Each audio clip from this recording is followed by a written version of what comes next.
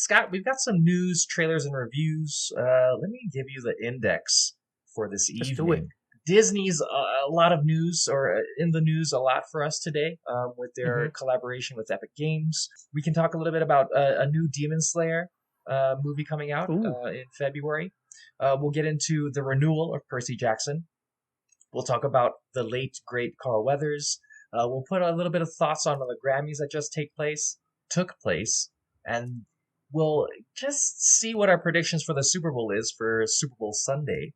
And for our trailers, we have the very interesting looking Netflix show and or movie House of Ninjas. Avatar: The Last Airbender trailer came out as well, and also A Quiet Place Day One. The Joystick Show. How's it, sticklers? You know, it's the Joystick Show where your three favorite brothers from Hawaii have gathered here to talk story about things we've read, watched, or played. Shakas and Mahalas for sticking around. If you fancy what you hear, please like and subscribe on the platform you frequent. I'm your co-host Drake. That's Scott. How's it? And as you know, our third brother, Tom Bomb, just had surgery this past Monday, and he's currently in recovery. So we wish him all the best, and he'll be back soon. So just hold your horses. Scott, we've got some news, trailers, and reviews. Let me give you the index for this Let's evening. do it. We'll get into the renewal of Percy Jackson. We'll talk about the late great Carl Weathers. We'll put a little bit of thoughts on the Grammys that just took place, and we'll just see what our predictions for the Super Bowl is for Super Bowl Sunday. And for our trailers, we have the very interesting looking Netflix show and or movie House of Ninjas. Avatar: The Last Airbender trailer came out as well, and also A Quiet Place Day One. And then, Ooh. obviously, for our reviews, the shows we've been watching, Mr. and Mrs. Smith on Amazon, and Masters of the Air, the latest one, episode 3. So let's just get down to it. Scott, we've just learned that Disney and Epic Games are doing a collab. Epic Games is super huge. I believe they've done things like Fortnite, and Yeah. I don't know. There's just so much to just like assume that they can do. Kind of the sky's the limit, right? Disney, one of the largest entertainment companies in the world, and Epic Games with one of the most popular games out there. What are your I guess expectations of this collaboration? Aside from they're going to be making a lot of money. Yeah, that's for sure. They're gonna make a ton of money. As you know, like Fortnite, their skins, the skins they have access to in that game are like crazy. Like you can basically be anybody shooting anybody in that game now. So I'm assuming more of that, maybe some more rights to their video games, more like likenesses, more characters joining Fortnite and whatnot. Also be interesting if they somehow turn that game into some sort of movie slash show slash something, you know? Yeah, that could be cool and like totally possible, I feel like. What do you think? I mean, 1.5 billion, I believe, was the number that was thrown out there. I mean, obviously, Fortnite's super huge. So, I mean, they can make a lot of. I think they can make a lot of Disney oriented games, and Disney can start making video games that not only are people going to want, but are going to be backed by a credible production source. Like you said, kind of the sky's the limit. I know Epic Games has done a lot of different games, and with the Disney IP, I mean, sky's the limit, really. I think it's just it makes sense on a bunch of different levels business wise. And imagine, you can create a what was that? What was that most popular Disney game that had the key that you had to fight with? Oh, Kingdom Hearts. Yeah, Kingdom Hearts. So I imagine like a Kingdom Hearts with forever updating skins and content that can directly correlate to what Disney is doing in Disney Plus, and then maybe having a collaboration between the streaming content and the gaming content, and maybe create a new platform that we can be entertained by. It sounds like anything. Yeah, for sure. Yeah. God damn. Well, sticking with Disney, there was a large kind of Q1 earnings call that kind of anticipated a lot of things and revealed some things to us today, including sequels from Toy Story, Frozen, Zootopia, as well as the Mandalorian and Grogu movie that Favreau is going to be kind of getting into. But the fact of the matter is, Toy Story 5, I believe, or 6, or what number are we on now? Who knows? 5, it looks like. 5. Frozen 3. Both of those will be coming in 2026. And Zootopia 2 will be coming in, I think, 2025. And something else, Moana 2 is coming out since its 2016 release. So we're going to get another Moana. And also, I believe they're expecting Mandalorian and Grogu to come out around 2026 as well. But what are you excited for? What do you think is going to be the most biggest hit, I think, out of all of those movies? And I guess, what are your expectations? Because these are kind of killer movies. We've been growing up with these movies. So I assume we're going to have quite a large expectation of these moving forward. Yeah, for sure. These are good questions. I think the one that might hit the biggest, probably Frozen 3. I know they have diehard fans. That'll probably make the most money. Not the one I'm the most interested in, though. I love Toy Story.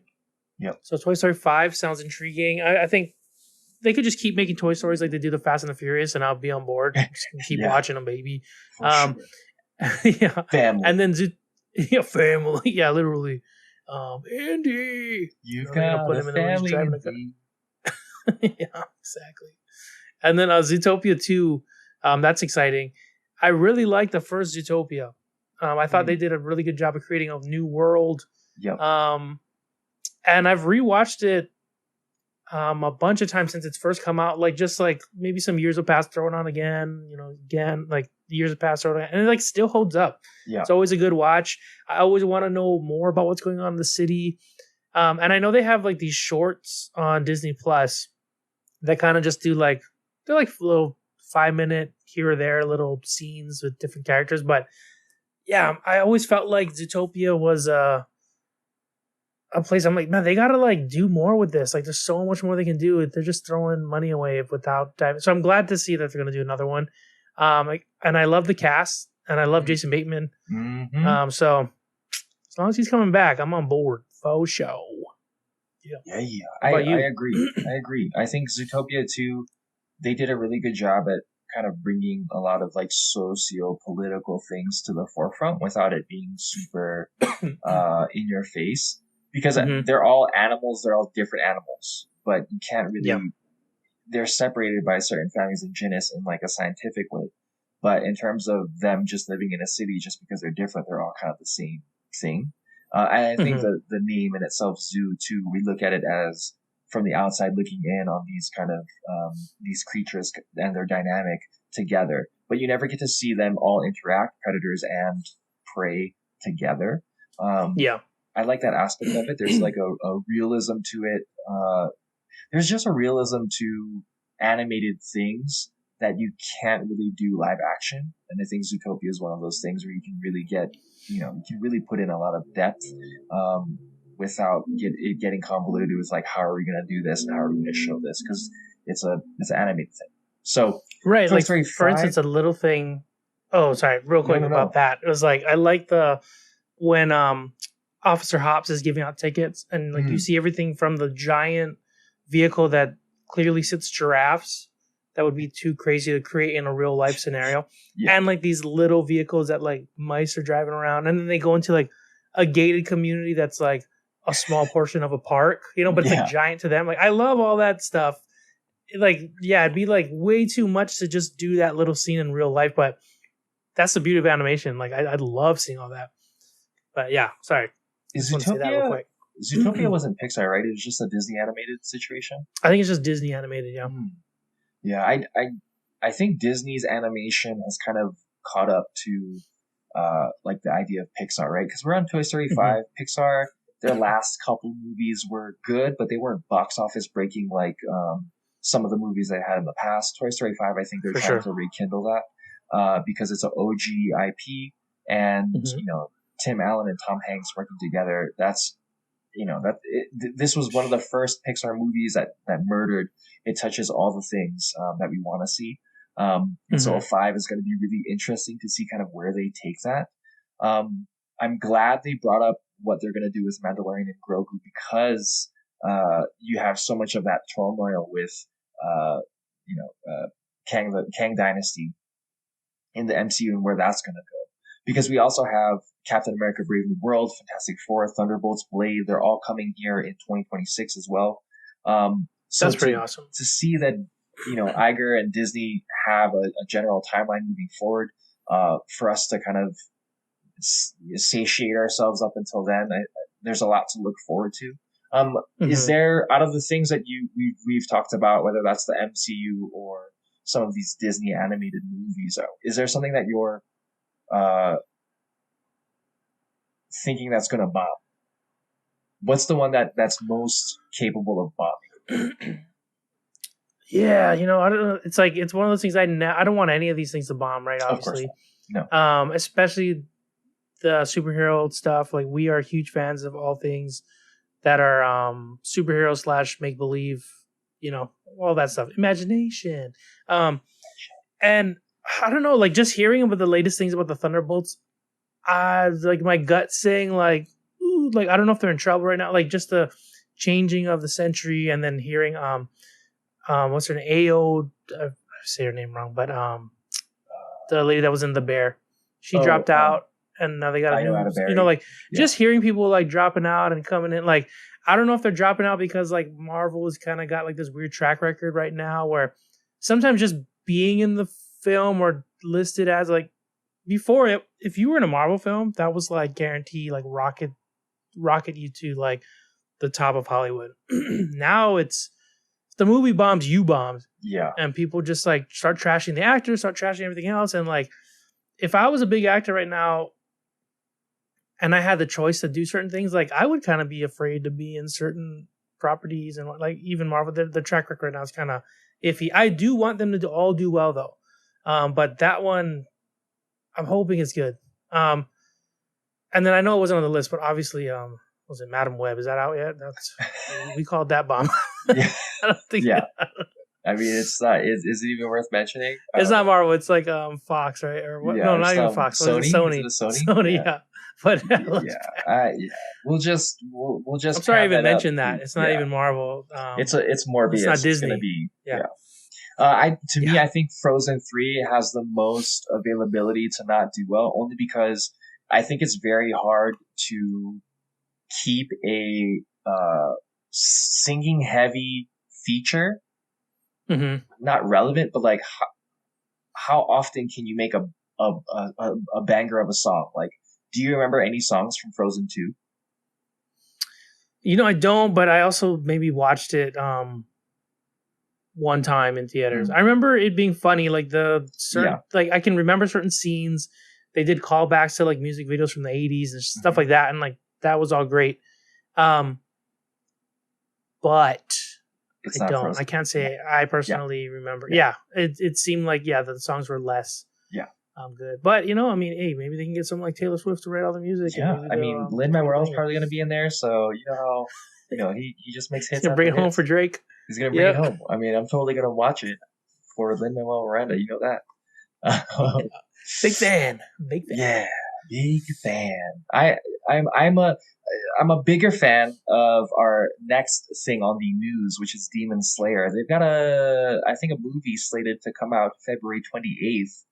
I know they just finished the anime for the latest season, and typically with a lot of like Shonen Jump type situations, they do a animated series and they have a movie, and then they go back to the animated series and they have a movie. Typically, the movie in itself isn't necessarily canon within the manga, but it is to kind of help drive sales and build up a little bit more, or sometimes to just recap the whole anime in one fell swoop. Yeah, so for Demon Slayer in particular, they normally, like, the last movie they had was, I think the way they did it was the climax of the finale of the previous season. So like the last 3 episodes, the big boss fight, seeing it on the big screen, and then the first episode of the new season.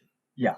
What was kind of funny about that was they played it like they were running Crunchyroll in the back. Like they in no way edited it so the credits would be cut out and just jump to the next thing. It was like intro, show, like intro, recap, show, end credits. I swear there was like a next time on, and then it just went. I'm like, there's no way they're gonna have. And then it was just like someone was just playing Crunchyroll. But it was cool. It was cool to see the main fight on the big screen. So I think they're doing something similar. Oh. I'm looking up the description of it now, and it looks like it is the episode 11 from the Swordman Village arc. So it's the conclusion of the force battle between Tanjiro and Upper Four Demon. And so I think basically the ending of that season, and then it's followed up by episode 1 of the Hashira training arc. Yeah. So I think they're going to do something similar. Again, though, it is cool to see these episodes on the big screen, sure. Especially with the sound and everything. And then a lot of times you're going with your friends, so it's like, it's like come over to my house and watch the finale with me. It feels very much like that. You guys can all geek out together and whatnot. So it's a good time. I will see if I'm available to check it out. It works weird, but if I'm available, yeah, maybe I'll go and check this out for sure. Yeah, I mean, also too, this February 28th release is interesting because I think it's a leap year this year, right? So we have one more day in February than we typically do. Yeah. Oh, I'm seeing February 23rd. Oh, it's February 23rd? Yeah. But I believe it is a leap year. Oh, correct about one thing. And that climaxes are usually finales. Yeah. For most men, I would assume, unless you are taking hymns. Our sponsor for the evening. Something that also is staying erect is Percy Jackson. It got renewed for a season 2 already. I know we didn't talk about the last Percy Jackson because Lin-Manuel Miranda was in it, and he was Hermes. But yeah, I think rightfully so. It did pretty well. It deserves a season 2. Does your opinion differ? No, I mean, I know we had different takes on it. Like, I know you understood the show overall. You said it maybe it just wasn't for you, but you still appreciated like the things they were doing in it and whatnot. Sure. It was just for a younger audience. Because I read the books along with my little brother at the time, because he was just getting into like reading us. Like it was like the first series. He's like, oh, it's exciting. He's getting excited about reading. My sister and I started reading with him, and we're like, these books aren't bad. Yeah. Like these are pretty cool. So now seeing these books come to life through the show, I felt like they did a really good job. It was solid. I love the actors in it. The CG was great. There were certain parts, of course, where I was like, I know these actors are young, so there were certain choices they made where I was like, I don't know why you said it with that inflection. That's kind of weird. But overall, I liked the show, and I was hoping that they would get renewed, and I'm glad they did. Because, they're hinting at the second book, and I'm like, oh, shit. Yeah, so it's pretty cool. It's kind of it's touch and go, I think, with younger actors, and then younger actors acting within their age group. Because, we've both been young. Yes, we've done a lot of dumb things, made mistakes. You regret some stuff. You feel bad about some stuff. You wish you could say sorry, but you can't really because, sorry. They're dead now. They're dead now. And kids and teens doing stupid stuff and making dumb decisions, I think, yes, it helps drive the plot. And yes, it does create drama to a degree. But in this day and age where you have so much information and where the generations now, because of that, the newer generations are making different decisions and wouldn't necessarily make those decisions. So it's not so much nostalgia as it is antiquated. Like, it'd be like you've watched so many scary movies and when someone's making a super dumb choice. And because you know that people in life now have seen a lot of this content, it would be very unusual for them to make that choice unless they've never watched a movie or were born in maybe a town of Amish individuals who don't have electricity and TV to be able to make these kinds of decisions. I don't know. I'm not really too sure. I haven't met an Amish person before, which I'm open to. So any Amish people listening, for sure, hit Drake up. They'd be breaking rules for sure, but it'd be a good conversation. Yeah. Yeah. No, but yeah, there's just little things in that show. Sorry, real quick, I just thought of something like, the character Grover. He was kind of like more annoying in the show than he was in the book. Like I liked him in the book. In the show, it was just weird character choices where he just felt extra dumb sometimes. There's a part where they go into Hades and they had these pearls that like they throw on the ground like a ninja vanish, and then they would like it's a escape rope out of Hades. Yeah, and he loses it. The dog gets it. Like he gets caught in the dog's mouth, and he comes out. And he's like, "Oh no, the pearl must be in his mouth." And I'm like, "What the fuck?" Like I was so like. They had an extra pearl for the mom, and I'm like, "Well, guess you're staying here, Grover." Like, I was like, you, dude. Fuck you, dude."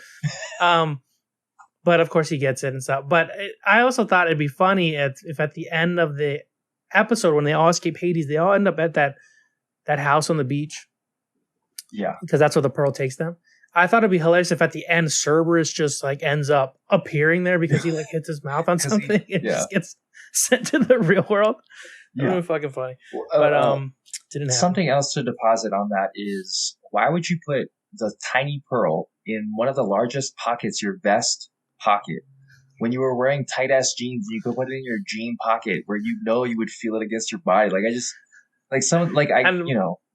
yeah, most of those jeans have a tinier pocket for tiny things. I know, but Jesus, I'm like, what are you doing? It's not like he was pelvic thrusting Cerberus's mouth where it was gonna break. You know what I mean? Like, yeah. I know it was. There's definitely certain things you're like, what are you doing? What are you like? I guess he's not even a kid. He's like a mythical creature. He's a satyr. He's older than them. I don't know what the hell's going on. It feels lazy. It just feels lazy sometimes when it's just like so if everything was perfect, right? They did the right things, everything happened, but then there was like a story twist plot that wasn't Deus Ex Machina that changed it. Oh, that's interesting. Right? Like when you watch Law and Orders and when you watch things like Elementary or the Sherlock series, they're interesting because they're doing all the right things. And there's twists and turns because the writing's good, because the acting's good, because the direction's good. Not necessarily because, I put it in a pocket and because I was in a dog's mouth, it's out of my pocket. Like that makes sense, right? Yeah. There's a lot of forgiving while watching certain shows. And this is one of them where you're like, okay, in this reality, they did that.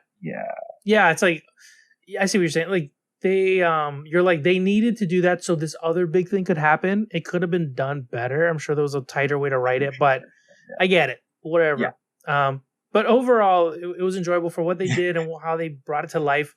I'm sure when Avatar comes out, we're gonna have some things where we're like, for sure. But overall, we're like, I'm sure we're like, they did a good job.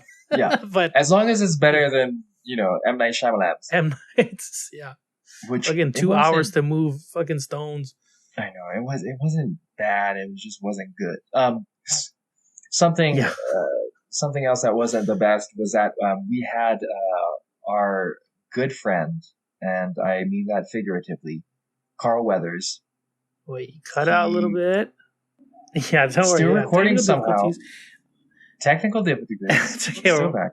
Yeah. Have my Ethernet in here for some reason doesn't work, but it's all good. You were at the part where you said something else that was bad. Something else that wasn't the best was our good friend, not literally but figuratively, Carl Weathers. Passed away with a bunch of other individuals who recently passed away, but Carl Weathers being the one that we can relate to the most, just because we've been watching Mandalorian, we watched Rocky, etc., etc. So obviously R.I.P. Carl Weathers. But what do you think they're going to do with Mando now, considering they're going to have the Mandalorian and Grogu movie? Hopefully he already filmed for that, but in terms of like the mashup we're going to hopefully be seeing without him there, how do you think they're going to handle that loss? I don't know. It's tough. Like, well, the first thing I thought of when I heard he passed, I was thinking about Happy Gilmore. He passes in that movie, and he's up there, and he's got his hand back, and he's playing the piano. Like it was a really nice, touching scene. Just So, but I don't know. Maybe Jonathan Majors. Gonna bring him in. No.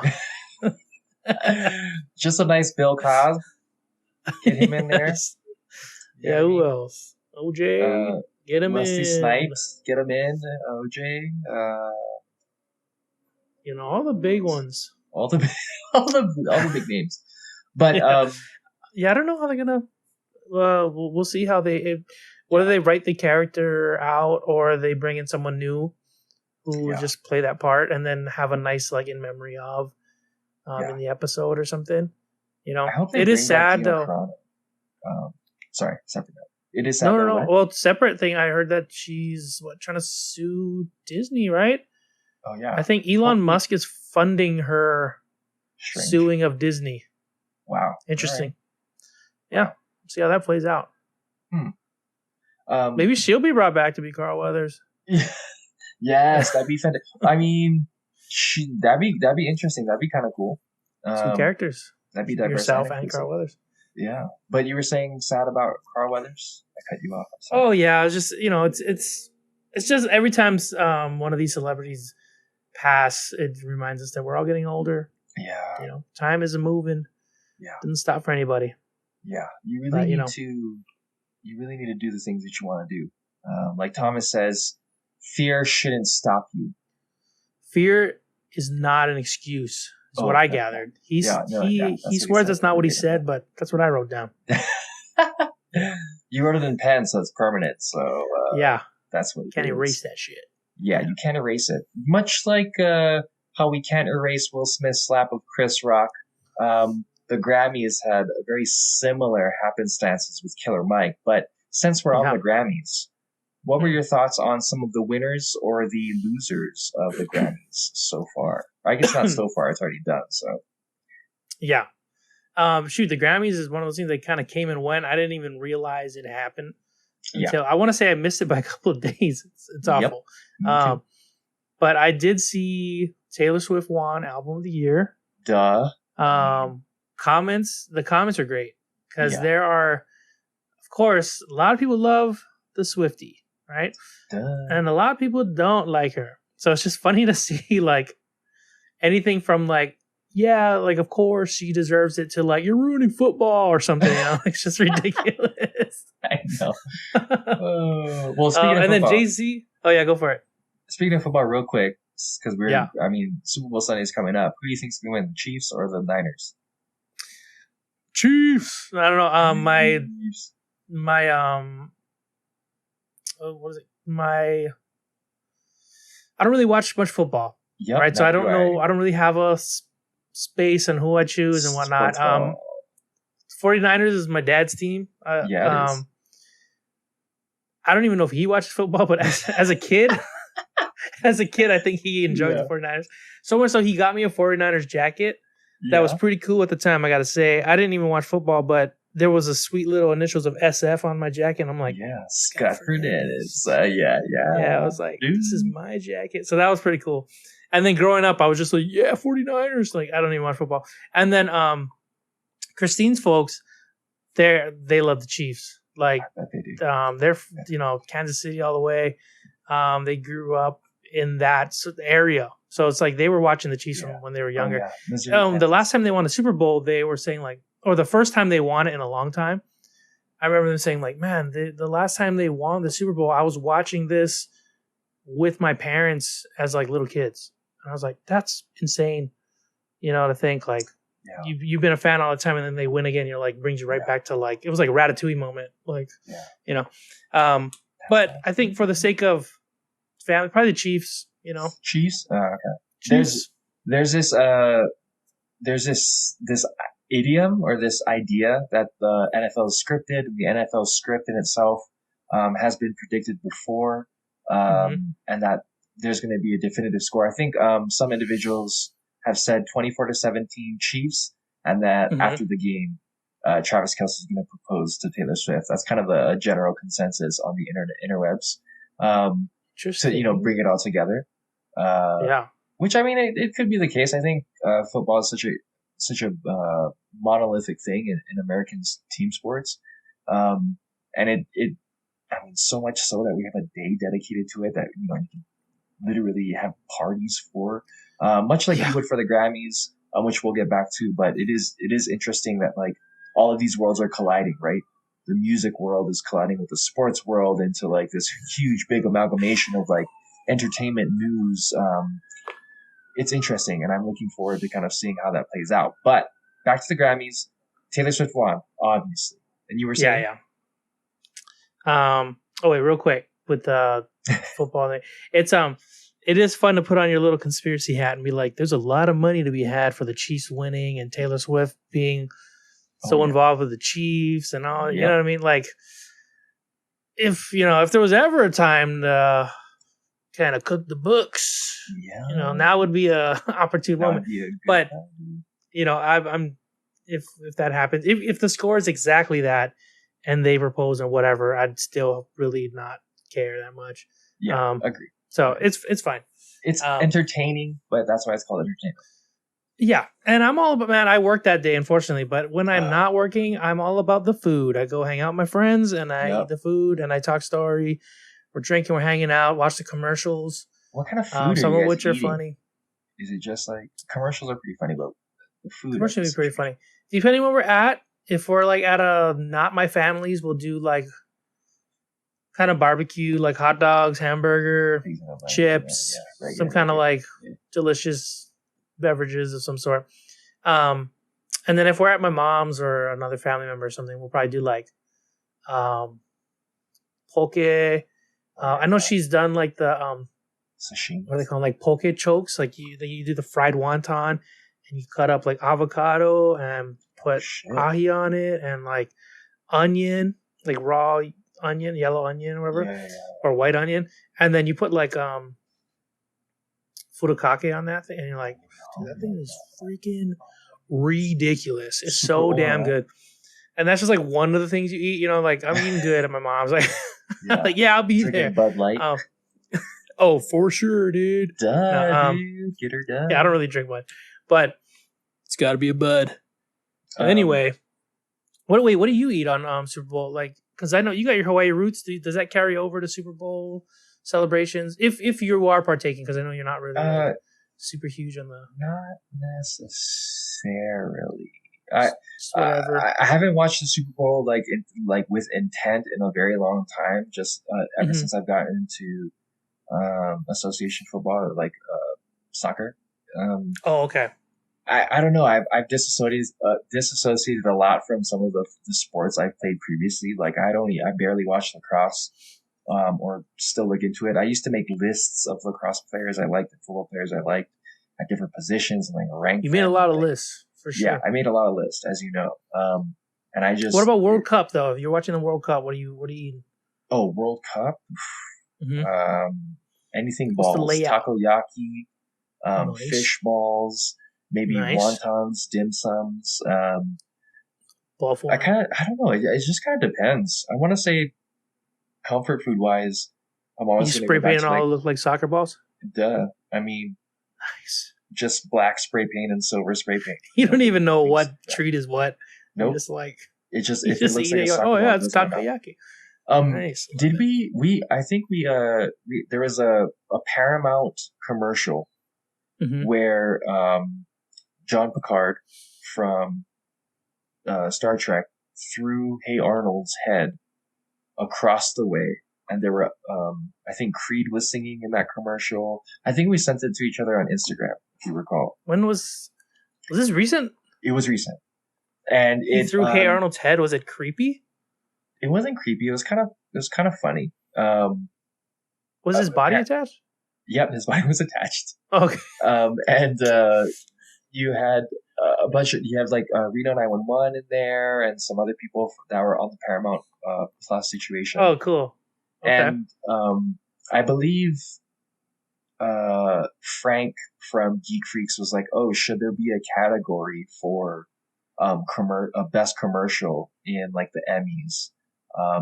And then I thought about it a little bit, and then I posited another question is, should there be a completely separate award show for short form video entertainment? So whether that be like YouTube or podcasting or commercials, because of how much that matters, considering millions of dollars that are made during Super Bowl commercials, because the Super Bowl is one of the most widely watched things. Obviously not as much as the World Cup, because World Cup is the entire world. But duh. But do you think that there's a space for that? And what are some examples of that make the case for it? Oh man, I mean that's a good question because over the years there have definitely been commercials, and they appear on TV. You're watching in between shows that you like or whatever, and I'm assuming certain commercials, the better ones get placed, or maybe they have more money to spend when making it, but a lot of the better commercials are put into like primetime spots, a lot like television shows.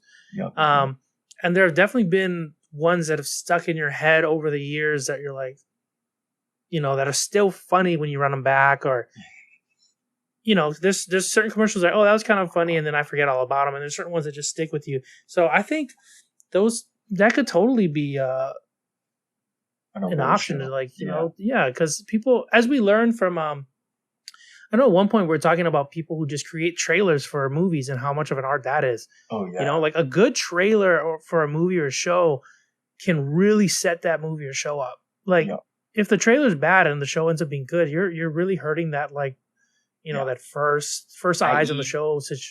Blair Witch. The Blair Witch Project. How they marketed that, first of its kind. Yeah. Millions of dollars on like a $20 budget. That's a good example. Yeah. And then, the way they shot it too. I mean, most people thought it was real for a long time. So they said like, no, it was just, no, it is. Yeah. Oh, okay, yeah. Don't go in the woods. Don't go into the woods. Yeah. Just don't go. I mean, don't go in the woods. Like, who's going know into you're the doing. woods? Yeah, that's kind of.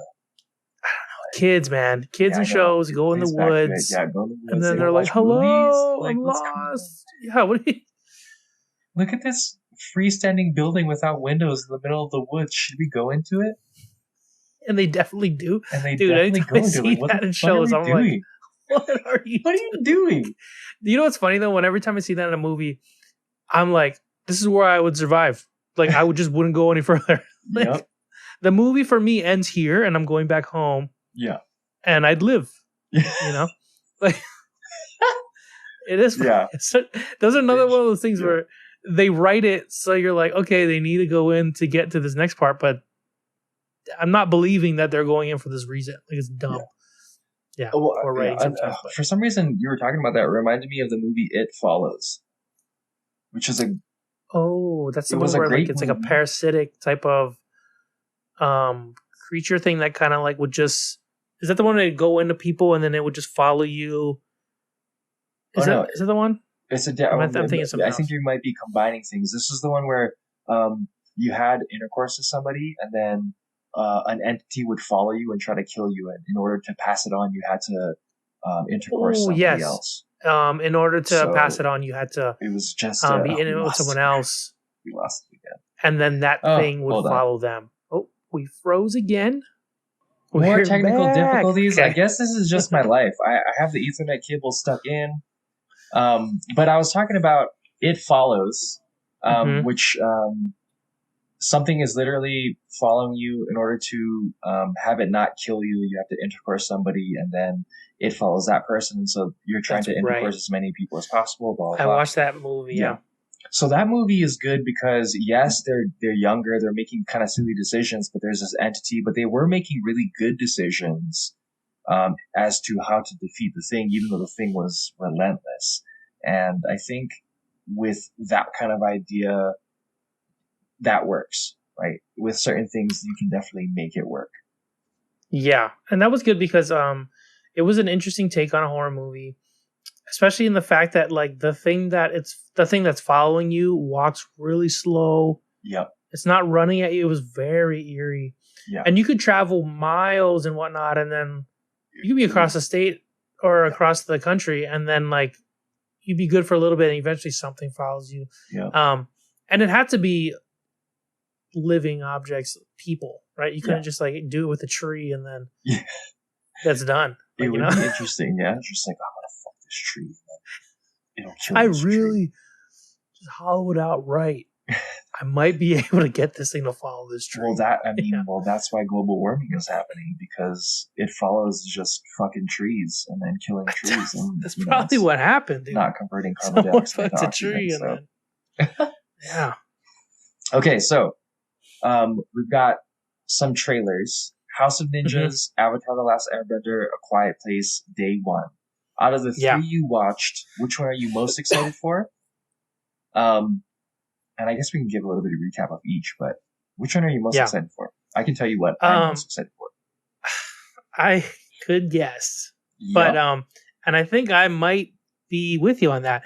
This is like the first time where all three trailers look so good, real good, in their own right. Like yes. Like the Day One movie. It's a movie for one thing, right? And it's like it is interesting now that we know the universe of The Quiet Place. We get to see what happened on Day One. The way it's shot and everything, like the budget's up, the budget's good, like everything looks good and creepy and scary. And then like this, it almost feels like a spin-off in a way, but like this is exactly what you want to see. Like the thing's landing and oh my God, it looks really good. I'm pumped for that. And I only just saw the trailer, so I'm pumped. Of course, Avatar. I'm actually pretty surprised at how good it looks. Yeah. I always had like high hopes for it, but now seeing the trailer, I'm like, dude, everyone looks good. We were talking Sokka looks really good. Yes. His the way he speaks and his cadence and everything, it feels like Sokka. And I think that was like one of the characters that everyone was most worried about. Everyone looks good in that. CG looks great. Like flying Appa Bison, like the fire, looks amazing. The way they're bending. The fire, all that looks great. So that's great to be excited about. But dude, fucking was it House of Ninjas? Is that what House of Ninjas. Dude, that show was like really? So you wrote that in our thing, like, oh, check out this trailer. And like as I was watching this, I was like, this show has everything I want in a show right now. Like it does. Like, it's so I'll let you explain this trailer, but it is like it is good. Yeah. It is good. Take a whack at it. It's so good. Okay, so yes to A Quiet Place Day One. You get to see all the monsters kind of coming down. You get to see like the chaos and kind of where John Krasinski kind of really dug in deep in terms of his directorial debut with A Quiet Place. So that's going to be really interesting. Mm-hmm. And obviously we watched the Avatar: The Last Airbender, and if this does good, then potentially we could have an arc of Legend of Korra, where we get to see some lava bending and metal bending, which we could definitely do CG-wise now. That would be so sick. So those two, obviously, high expectations. At the same point in time, it's going to add a lot to what we already know about it. But, okay, let's get back to the real crap here. House of Ninjas, all right? It looks like all of the Korean movies that we've seen that have won awards like Parasite, etc. It has that sort of vibe in terms of its cinematography. Mm-hmm. But it's Japanese, which all three of us are Japanese. Yeah. It has to do with ninjas. So essentially the plot is the world in itself, or this particular world, there's a cabal happening, and there's a clan that's kind of taking over and controlling things from behind the scenes. And the original protectors of this world, this family of ninjas, have, they want to be normal family. But they are like the elitist of elitist ninjas. And they're from grandma all the way down to baby. They're all extremely good at what they do. So good that their regular daily tasks are done with the precision and skillfulness of a ninja. So, for example, there's a shot of an individual filling up a vending machine just by throwing all of the things into the vending machine, and it's going in perfectly. He's like 15 feet away, just not looking. Like, just like right in there. And the action in itself obviously is going to have a lot of katana play, a lot of ninja-esque, in the shadows type situations. But behind it is a story and a mystery that from the trailer, you already automatically are pulled in. You're like, well, why does this family of ninjas have to come back? Why is this new ninja clan trying to take over and cabal this world? How is this family, who is normal, who has a grandma in it, going to defeat a bunch of these young up-and-comers who are willing to murder and control for power, right? So it's super intriguing, much like the Netflix movie that's coming out, or the series coming out, Shogun. That's going to give you more of a feudal style of ancient Japan. This House of Ninjas is a little bit more a take on modern ninja facilities, without the gimmicky, what we would think of like as a ninja movie, like the G.I. Joe, Snake Eyes type situation, or some of those other similar styles of ninja, like the original movie Ninja, which is like, I think, a Caucasian man who like went to Japan and became a ninja and is living in the city and then has to do ninja stuff for some ninja reason. Was that Last Samurai? No. Ooh, it could have been. It might have been Tom Cruise being a ninja. It's always like you're gonna watch this thing that's very Japanese, and then it's like the lead is a white guy. Yes. But don't worry, everyone else is Japanese. Yeah. But the one main character who has all the skills. Why don't you all speak English? I mean, I guess he's sort of an Asian. He's Caucasian. Tom Cruise? Yeah. I like it. Heyo. But House of Ninjas is coming out February 22, I believe. So fucking good. So we're definitely going to talk about in the reviews. And speaking of reviews, we've got 2 reviews to go through. We got Mr. and Mrs. Smith, and then we got Masters of the Air. So why don't we talk about Masters of the Air first, just because we have been talking about that. Mr. and Mrs. Smith is relatively new to everybody. So Masters of the Air, episode 3. Yep. Essentially, this is the one where they preface they're going to be flying down to Africa and bombing a ball-bearing facility. Factory, so that the it'll halt some production on the German side in that situation. Lots of action and flight. We get to see a lot more of what they're doing inside of the Flying Fortress, especially when they're coming under attack. One of the biggest things, spoiler alert, that spoilers is what's his name? Barry Keoghan. Lieutenant Curtis Biddick. He's piloting a plane. It gets hit. It's not really the best situation because these planes are getting messed up. And he's trying to save the individuals in the plane by telling them to jump off. He's going to try to keep it as steady as possible. And then cut to the plane crashes. And we see Barry's face kind of get engulfed a little bit. And everybody paused around the world who was watching this show and was like, did Barry just die in the 3rd episode? Yeah, it was very shocking and sudden. But like you said, like his face said it all. Yeah. The moment of like, oh, I'm not making it out of this. Like, dude. Of course, we all love that character. That actor is freaking amazing. I feel like every movie he's in, he's like a different type of person. He's like he's a fucking chameleon. Yeah. So good. I really loved his character, and especially the way I feel like just the last episode, he kind of gets out of a weird landing, and they're like, this guy. You feel like he always pulls through. Yeah. And, very honorably, he didn't want to leave his fellow pilot behind. He could have got out, and he really thought he could have landed it. And then it was rough. Yeah, like it was really sudden. You're like, oh no, like it's only, and then it made me think, like, it's only 5 episodes because like then he died mid-season. Like how many episodes we got? Like he seemed like a main character. Yeah. Very Game of Thronesy or something. Like where you're like, don't get attached to anybody. Heavy episode. And what was interesting about this episode, there was like 3 different units, right, that were flying out, or I forget what they call it, but I'll just call them units. And the group of people that we are familiar with in the show that they keep showing, they were the crew that was set to fly through Germany onto Africa. It was already gonna be a crazy mission, but don't worry, they're supposed to have 2 other units that come in and take fire off of them and stuff. But a fog rolls in, and these guys leave literally like 5 hours after they took off. So like they had no coverage, and like people were just getting picked off. Like it's like, it was a bummer. Oh, that was rough. Like it was a bummer. Especially there was a lot of rough deaths in this. Even the I think one of them we're gonna see haunting one of the characters in future episodes.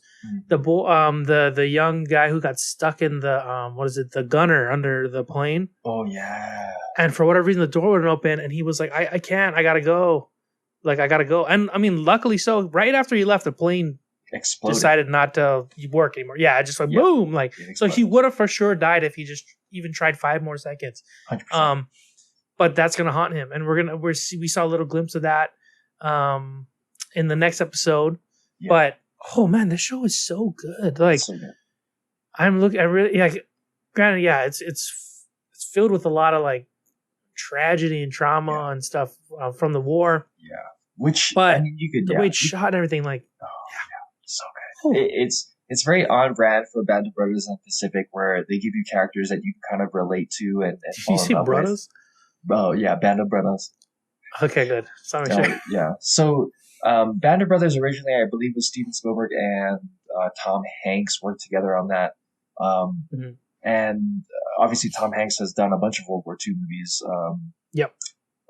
Most notably Saving Private Ryan. He also did one recently during COVID called Greyhound, which, if you think about land, air, and sea, Band of Brothers being land, Masters of the Air being air, Greyhound is about a captain, Tom Hanks, who is captaining his first group of destroyers across the pond to help these cargo ships bring cargo from America to the European side, and they're being chased by U-boats, essentially submarines. And if you're talking about the amount of action, Greyhound is a movie you should check out if you're into World War II and those types of the like. It has a very much Masters of the Air type feel. But in terms of Masters of the Air, the way that it's filmed, the way that the characters are built up, the writing is just so good too. And it's so good. It is a take on what happened in World War II, and so the dialogue in itself can't necessarily be exact, right? It's based on a generality. There's some books written about it, which they do kind of base some of it on some books as well too. But the way that they build the characters, the way they shoot things, so you're seeing what they would be seeing in a way that you can relate to and understand. Because unless you're in the military, unless you've done these things, it's very hard for you to conceptualize, like, oh, what would it be like in the bottom of a flying fortress when you can't open it up and you know you're falling down? The gravity is being pulled from you. And you only have one person left to help you, and that person kind of has to save their own life, because it's either one person dies or two people die. And even though you want to live, there's a general understanding, but there's also the camaraderie. You don't want to let that person go, but you have to make that tough decision. And so you're there the entire time debating with yourself as the character, as you, would I do this? Would I not do this? And then you see the plane explode and you're like, oh fuck. Right? Yeah. And then it just leads to another situation where you're like, what would I do? What would I do in this situation? And then what are these characters doing in this situation? I can't believe the character would do that. I can't believe that after all of that, they were able to not only make it to Africa, right? But they were able to help who they could make it to Africa after being shot up by multiple different, planes, explosions in the sky, loss of pretty much all your friends. The majority of the battalion was gone. I think out of 20 planes or something like that, only 7 were left or something. Yeah, it was like a crazy big number like that. And it was interesting to see the two leads, Caitlin Turner and Austin Butler, how they're both starting to kind of they're showing how they're both dealing with war differently. Now. One is trying to just like muscle through it, like, yeah, that's what we do, man. Like, it's just what it is, and we're lucky. We're gonna get out of this. Don't worry. And you see Austin Butler's character, Gale. He's feeling like more and more doubt. It seems. Yeah. He's confident in his abilities to get things done. You see in that episode where he's like, "This is what we're doing." Like, the co-pilot wanted to bail, and he's like, "We're not like basically like we're not fucking bailing. Like, if we die here, we die here. Like, and I need you to fucking be under my command." I was like, "Whoa, that was boss." But but then he lands and he's like, "Dude, like this is just not what I thought it'd be." And this other guy's trying to be like, it's interesting. It seems like they're distancing from each other a bit. Yeah. It's just such good. Like, I want to know more about these characters, and I want to it's so good. I look forward to this show every week for sure. So interesting the contrast too with how these individuals are handled.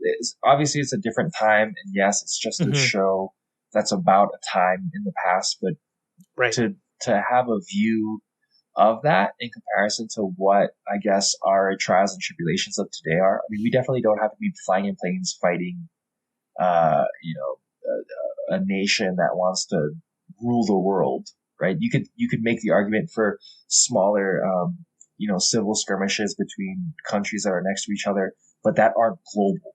Like this has the connotations of so much detriment if they do not succeed. And even if they do fail, they're not really, or even if they do succeed, they're not really succeeding, right? They're losing friends, they're losing family, they're losing a part of themselves in the war. And to be able to view it, I think for me gives me obviously a gratitude for what we've accomplished then and what we can have now because of it, and also a general understanding of like we got it pretty good right now, right? Like for sure, yeah. Good. There's a lot going through like as I'm watching the show, and it might sound stupid to say, but like it's easy nowadays to like you see like, oh, this happened, this many people died, this like sometimes things are just with the news and everything's coming at us. Some things just feel like numbers on paper. Yeah, it's like it doesn't hit you like.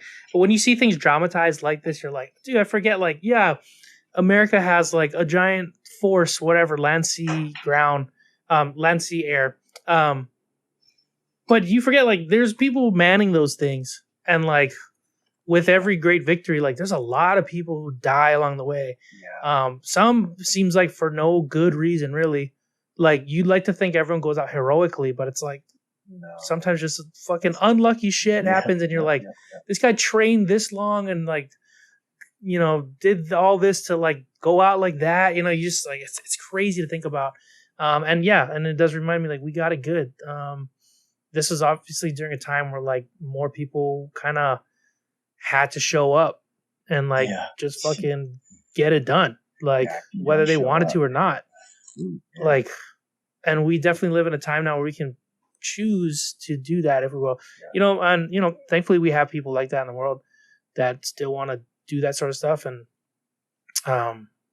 but the fact that we got a choice is insane, right? If you were able to go back in time and talk to any of these people and be like, in the future this is what we got, whatever, they'd be like, what the fuck? Like it's insane. But if you haven't checked the show out yet, definitely recommend it. It's on Apple, coming out every Friday, I think. Is it Thursday or Friday? I feel like it was like a Monday and it was on and it was new and I was like, oh, when did this come out? So it's one of the 7 days. It comes out one of the 7 days each week. Weekly, guys. Yeah. New eps will be up. Yeah. Thank you to all of our veterans. Sorry, we don't for serving. Yeah, for sure. Yeah. But definitely, I don't know when the show comes out, but it's on. It comes on one time. Give me a second, I can look it up. But so could you, right? Oh my goodness! I'm gonna look it up. Hold on a second. One day. Yeah. It's I also enjoy the fact that Fridays. Fridays. The to be able to the reflection of it, like to let us remember and be grateful for it.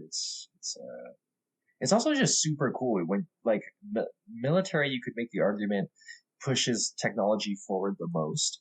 And to see like a flying fortress back in that time where you had like, 5 separate areas where they could put manned guns, where it could carry bombs, and they were outfitted to carry nuclear bombs, but they were flying at a lower altitude than Boeing's now passenger planes fly. And they, have to travel. They traveled from Europe all the way to Africa. Like, what are we talking about? On a single tank. Like, what? That is insane. There's a lot of things growing up, like, just like, sheer ignorance. You hear about certain things, like a bomber. I'd be like, oh, okay, it's a bigger plane because it just holds a lot of bombs. And I just picture like 2 guys flying it, and then they just drop bombs. But you're like, you see all the things going, and like everyone's got their own job. They're relying on each other to do certain things. And I'm like, wow, there's a lot going on. It's like a flying apartment with like guns at every window. And like you got a navigator and stuff. Like it's pretty insane. Like you got the 2 pilots and then you got a guy like just doing calculations and like, this is where we should be right now. Yeah, dude, like that's stressful math. Yeah, I don't know. Yeah, he's fucking Waze before Waze back there. It's nuts. Yeah, What's that? No, I was saying in Greyhound. they were doing similar things. They were making calculations with like protractors and shit as submarines are like blipping on the radar. Like I'm like I don't know, dude. The pressure. I feel like we're That's not a good at different math type of anymore. person. If you can't do math, dude, I know I'm someone's not. trying to kill you. Like I'm not that good at math. Someone just yell at me like simple addition problems during a gunfight, and I would not be able to answer those things. 2 + 2. Like, bullets. Yeah, it would just be. Yeah. And I mean, when you could argue that they go through training for this, but like really, like you can't prepare for what you end up encountering. Like there's just not that I'm talking like I've seen it, but this is based on what I've seen in the show. But yeah, there's just no way. There's just no way, dude. There's just no way. Okay, so such a good show. Yeah, such a great show. To a show that I think was surprising. I think we were all kind of skeptical about it at first. But the show surprised me. Mr. and Mrs. Smith on Amazon with Donald Glover and Maya Erskine as John and Jane. I think the first thing that I want to mention is that Donald Glover and Maya Erskine had their own shows. Maya had Pen 15, Donald Glover had Atlanta. And that comedy style and that almost the shots and the cinematography are very similar. They're like an amalgamation of each. I don't know that this show would be as good as it is without their comedy and their acting ability. Obviously their credentials. And I also don't think it would be as intriguing as to find out that John and Jane Smith, the Mr. and Mrs. Smith, are essentially small sects, S-E-C-T-S, sects. I keep saying sex. Sects. Are you hearing the T when I'm saying it? I am. You're enunciating it well. Sects. They're sects. There's multiple John and Jane Smiths, essentially. So there's a world of John and Jane Smith. And you so can much sex out there. Yeah, so much sex, dude. They are having sex. There wasn't any boobs, but that's fine. But because of this, that you find out there are multiple couples that are John and Jane Smith that are secret agents that are working together. It allows us to still have Brad Pitt, and Angelina See, I'm not Jolie. the only one that does this shit. I know. Who the fuck is that? Angelina Jolie. They come and Brad to you Pitt. So easily too. These wrong names. I know. Angelina Smith and Brad Pitt Smith. They can exist in this realm because there's multiples of them. That was one of the most intriguing things that you can have out of it. And episode 1, 2, and 3, or we've watched up to episode 1, 2, and 3, I believe. Yep. And it's the show in itself gives you enough to be like, oh, okay, this is interesting, and enough to be like, I'll watch the second episode. Not necessarily binge it, but like it gives you just enough to be like, oh, I'll watch the next episode. And it does that very consistently. And they start bringing in characters like Ron Perlman is in it, Paul Dano is in it, etc. And Sarah Paulson is in it. You can you'll be like, oh, okay, there's a little bit more, there's a little bit more, there's a little bit more. From what you've seen, and they get small things far. like I was saying later on. Dave Attell's in it. Oh yeah, Dave Attell. I ended up watching all of it, but I do know what you mean. Like it was well, first thing, I didn't know how far you watched. I probably should just ask. And I was like, he might have saw it all. I kept it going, but then I was like, oh. I did find it enjoyable, and I agree with you with how it was paced. It didn't feel like a typical show that's trying to hook you. Like a super crazy cliffhanger at the end. It's leading up to a climax. Like, God, I don't know what happens. Like, it's a very it's written by the creators of Donald Glover and Francesca Sloan. They also did Atlanta. It feels very much that. Like it's shot really well. So good. The dialogue is it's good, and it's very their style. The humor is like dry, but there's also some physical comedy in it. Because like Donald Glover has his own weird like way of being physical. Like he does things with his shoulders and stuff. Yeah. And then Maya he does his eyes and his head and stuff. And then Maya does from Pen 13, obviously, like she doesn't mind like looking really silly. Sometimes, like a lot of times her hair's in her face or whatever the hell. But then there's times where they can clean up really well, so it works for this, Their and it's a more chemistry is believable. fucking perfect. Their chemistry is really good, So good. And it does keep you engaged. Like you're like, oh, I kind of want to see where this relationship's going. Mm-hmm. It's a more realistic approach to this, and I get it too. Like, you know, the movie we saw, they were trying to sum up this whole season basically in a movie, which they did a good job of, and they're action stars, so like it fit that exactly. Makes but sense. this they got to take their time with it, build the relationship, and see how the relationship kind of grows and like gets stronger and weaker as like they do missions together and whatnot, while slowly telling you about other Smiths and who's like there's that mystery, like who's Hi is this person that's texting both of them that got them the job, or what basically they think they work for the CIA. Like, you know, Maybe. it's like a lot of like, it's kind of crazy that they're so undercover and so top secret. There's a lot of it they just kind of buy into without knowing much. You know, there's just directions on a phone telling where to go, and they're like, go kill this guy. All right. And they do it. And then, like, their first mission in particular, that's when you're kind of like, okay, I don't know how legit this is. They're going, a little bit of spoiler at the end. The whole mission was like, get a package, intercept the package, deliver the package somewhere. And then they had to find this lady who eventually picked up a box. They figured out a way to get the box from this lady. And then the delivery coordinates were like this house. It's like, filled like rich people, whatnot. Yeah, you don't know who's there, whatnot. They drop it off and they're like, oh, good, you're here. They open the box and it's a cake. And then she's like, oh, it's a little damaged, but like, hopefully I can get it's part of a refund. I don't think it's you guys, though. It'll be the company. But yeah, so you guys want to stay, whatever. And they're both like, what the fuck did we just do? Like, for a cake? Like, what? The fuck? And then you're thinking, it's kind of a comedy. So you're like, okay, like maybe the first mission is literally like, can you deliver a cake? And see how competent you guys are, or whatever. But then shortly after they leave that house, thankfully no one had to use the bathroom, or they wanted that water or whatever the fuck. Kaboom. The house fucking explodes because that cake was a bomb. And you're like, holy fuck, you're in it. So they did a good job of like, I guess at the end of especially the first episode, escalating to like, I'm intrigued. Yeah. And then the pacing as well after that. I recommend the show. I think it's overall good. I enjoyed it all the way up to the end. There was an introduction. I don't know if did you get to meet any of the other Mr. and Mrs. Smiths? Yeah. Okay, so there's an introduction to Damn, that's Parker Posey and Wagner Mora.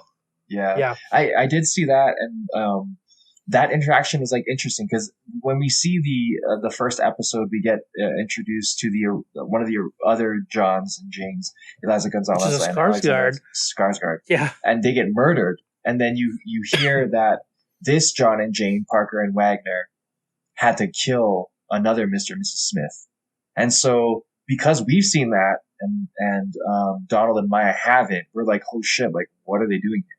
And then they invite Donald and Maya to do a high risk mission, and then just have them go on this mission by themselves. Cut to the end of the mission where Donald and Maya are just covered in blood and just like, I'm over it. And the way that Donald is talking to that was Wagner, very much their comedy. Yeah, so funny. No, so yeah, funny. That's good. Yeah. Thanks. Okay, bye. Thanks. Just covered, and you guys like, oh, I'm so sorry. We should give you all the money. Yeah. And like even the resistance of, she's like, what? And he's like, yeah, no, I think you should. And like, yeah, you should. And they're just like, yeah, cool, right on. And I think it was only like, $250,000, and they essentially have to murder like 8 people. First, they just told them it's like drop off the package, and then they had to like fight their way out through machetes, and like the cop, the chopper guy was like, "Oh, it's a crazy airspace. I'm gonna drop you off here. I'll be back in 30 minutes." So they had to like figure out navigate with the GPS. Yeah, there's some spots where it's like you don't know the logistics, but you just go along with it, and it works. It works for the show because you're more so seeing the dynamic between Donald and Maya blossom, because there's a little bit of a they are together, they are partners, but they are now romantically involved, and Donald has a general idea of what he wants, and Maya has a general idea of what she wants, and that conflicts, and you're seeing them kind of have to work through this relationship and partnership, not knowing that if they break it up or if they defect, it's pretty much they're dooming themselves. They don't necessarily know that, I think. Yeah. Um, Yeah. and I know at the dinner when they meet, it's a little bit of a spoiler. I guess he kind of in the first episode they agreed like hey, let's just like we're gonna agree to whatever money we want to make, like whether you want to make more money than me, we're gonna reach that, and then we're gonna like both agree to end this. Like yeah, and they shook on it, and then they kind of like said it to the new couple, and they're like laughing like that's a good one. Like leave, like you could leave, and they're like yeah, like they're both like fuck, like what did we sign up for? Yeah, that was crazy. Yeah, another thing real quick was like the things they have to do in the missions, some of the stuff they're like retrieve the thing, make sure no one sees, and they're just kind of giving instructions, and then they're just like winging it. Like they're always just winging it. I'm like, is that how spies are? They're just like you either figure it out or you die. We like also don't have context of their past either, so it's kind of hard to believe, but you believe it. Yeah. Because then they're like thinking like, oh shit, I got an idea. And then they're like, we got seconds. Like, it's just, they're always under the gun, whether like figuratively or literally. Like, it's just crazy. They just got to figure it out and they got to succeed. Really interesting show. That one mission where they encountered John Turturro, the rich billionaire, and they have to inject a truth serum into him. They can only do one truth serum. Yeah. And they lured him into a room because one of their idea worked, and then they kind of like had to improv on that idea, and they were all in this room together by themselves, and John was like, okay, now get on your knees and act like a dog. And and I was like, what the fuck? And there's like, okay, now kiss. And in that moment I was like I thought they were gonna stop and like say like, oh, you want us to kiss like a dog or like human beings? Because dogs don't really kiss, right? And they start like kissing each other on all fours, and like it got fucking super weird. And then happenstance they both stabbed him at the same time with two of the things, and they ended up failing that mission ultimately. And we find out that they only have 3 strikes, but this kind of set off their romance because at the end of this episode they had coitus. But that's the kind of like interesting takes on spy. It's definitely spy. It's not typical spy stuff. At the same point in time, the comedy in itself is very Donald and Maya, dark but funny. Like when they were trying to break John's arms, and Donald goes into the gagging reflex, and then that whole scene is just very awkwardly hilarious as well too. Yeah, even the dog licking part, like the way that Totoro's like, he's getting down, he's like, yeah, like your dogs, and he's like so into it's. I always find it funny when like really dramatic actors can do comedy, but be the straight man, and like be like the absurd in like a real world or whatever. Like, I thought, it was so well written, that scene, because you could feel the awkwardness between them, because they know at some point they can just stick this guy, but they're like, how far do we go with this? And then he starts coming in, and he's like. He's a dog, and you're like, what is happening? And it was just the amount of. It's weird. I feel like if certain people aren't into this comedy, they might just be like, they don't even know what is happening. But we know it's like, okay, this is funny because it's so weird. It's funny. Yeah. There's a lot of that in this. I feel like most of the comedy is just them like being like serious faces. And just saying things in deadpan,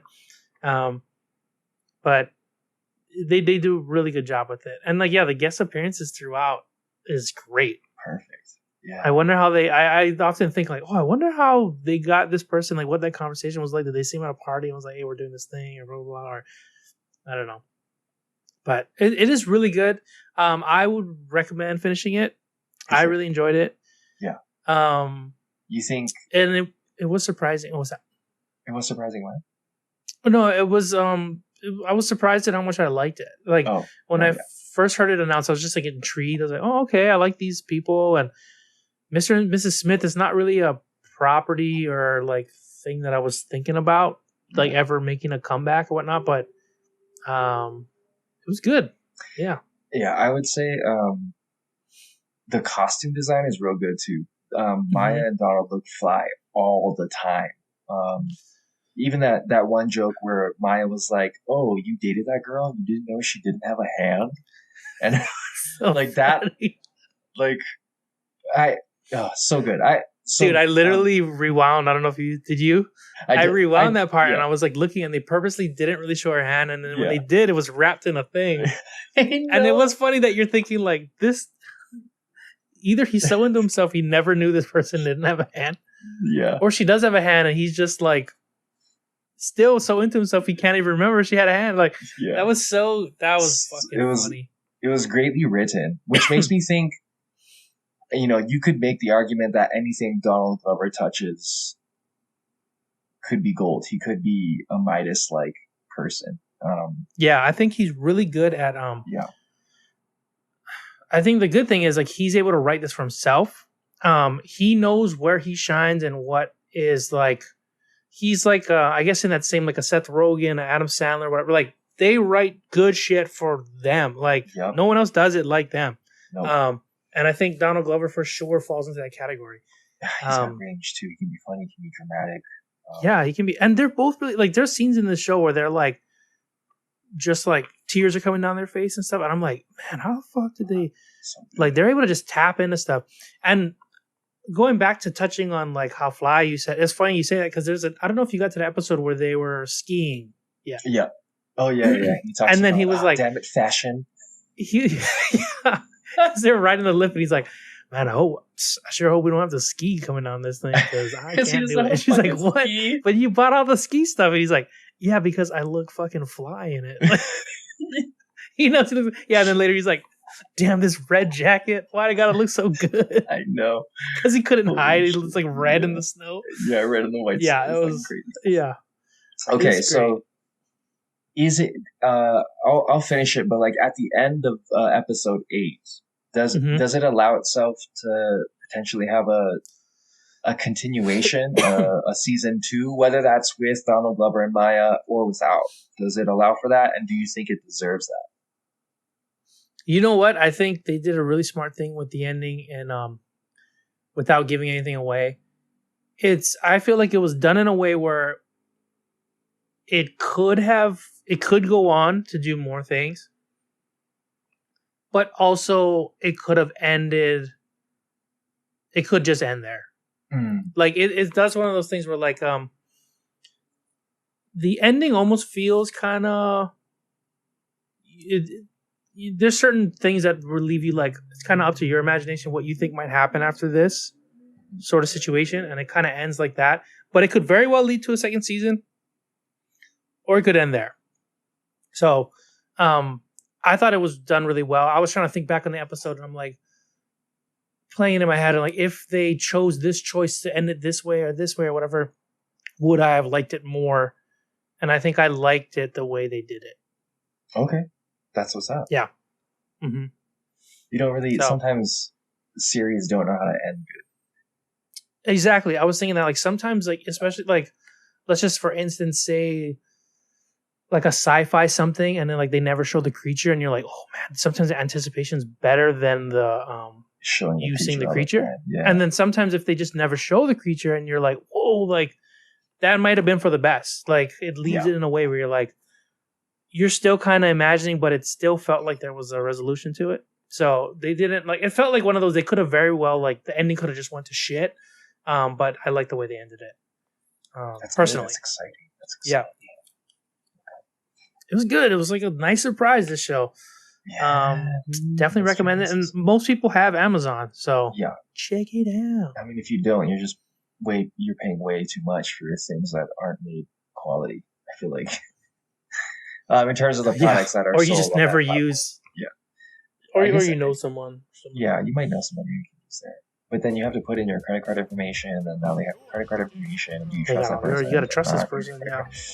Yeah, it's gonna be real tough. It's a whole thing, man. Just have your CC, dude. But we've got through the news, the reviews, and some of the trailers that we've been looking forward to. And if you are looking forward to those things, then check them out. But Scott, without further ado, I think we've done the things that the joystick could do this evening. And again, listeners, thank you for sticking it with us and hanging out. But Scott, do you have anything to say to the viewership before we bounce out? No, we appreciate you, and hopefully you got some joy out of this. Yeah. Peace out. Thanks for sticking it with us. Sticking it with us.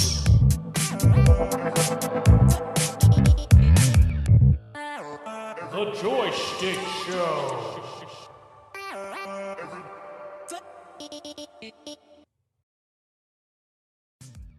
If you've enjoyed what you've been listening to, we'd really appreciate a follow, subscribe, and a review. Just how we like chatting with our friends, please share this with yours. Feel free to join the squad and follow us at JoystickShow Joystick Show on Twitter and Instagram, or anywhere you listen to podcasts. And if you feel like submitting topics or questions to be discussed on future episodes, you can email us at joystick.show@gmail.com. As always, thank you, peace out, and make it a great rest of your week.